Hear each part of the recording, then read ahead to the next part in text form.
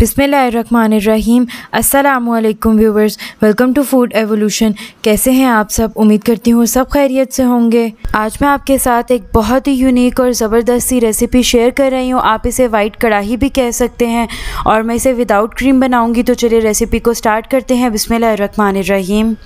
सबसे पहले हम एक कढ़ाई ले लेंगे और उसमें ऐड कर देंगे ऑयल, ऑलमोस्ट 3/4 कप।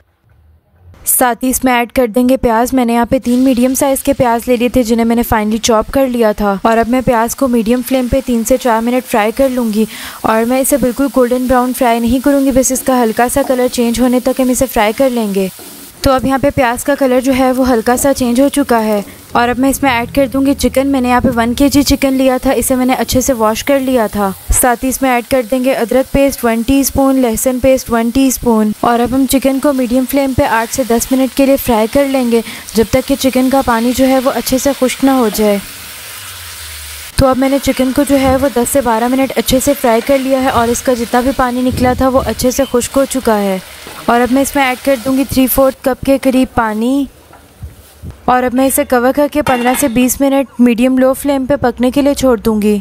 तो अब इसे पकते हुए 20 से 25 मिनट हो चुके हैं और आप देख सकते हैं इसमें जो पानी है वो भी खुश्क हो चुका है। और अब मैं इसमें ऐड कर दूँगी 3/4 कप के करीब दही। साथ ही इसमें ऐड कर देंगे नमक 1.5 टीस्पून। आप यहाँ पे नमक अपने टेस्ट के अकॉर्डिंग एडजस्ट कर लीजिएगा। काली मिर्च पाउडर 1 टीस्पून। एक शिमला मिर्च, मैंने यहाँ पे एक बड़े साइज़ की शिमला मिर्च ले ली थी जिसे मैंने सिंपली स्लाइस में कट कर लिया था। 4 से 5 हरी मिर्चें जिन्हें मैंने दरमियान से हाफ़ कर लिया था। और अब हम इन सब चीज़ों को चिकन में अच्छे से मिक्स कर लेंगे। और अब मैं चिकन को मीडियम फ्लेम पे पकने के लिए छोड़ दूंगी, जब तक कि दही का पानी खुश्क ना हो जाए और इसमें थिक सी ग्रेवी ना बन जाए। इस रेसिपी में टमाटर का यूज़ बिल्कुल भी नहीं होगा, इसलिए अगर आपको ज़्यादा ग्रेवी चाहिए तो आप इस पर दही की क्वांटिटी को बढ़ा सकते हैं। तो अब मुझे इसे कुक करते हुए 7 से 8 मिनट हो चुके हैं और आप देख सकते हैं यहाँ पे दही का पानी जो है वो खुश्क हो चुका है और इसमें थिक सी ग्रेवी बन गई है।